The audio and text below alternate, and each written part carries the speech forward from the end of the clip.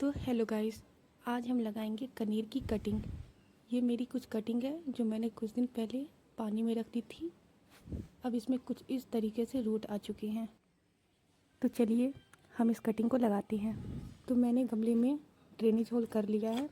इसके नीचे कुछ सूखे पत्ते और एलोवेरा डाले हैं। तो मैंने इस तरह से सॉइल मिक्सचर अपना बना लिया है। तो अब हम कटिंग लगाते हैं। तो अब हम सॉइल मिक्सचर को गमले में डालते हैं।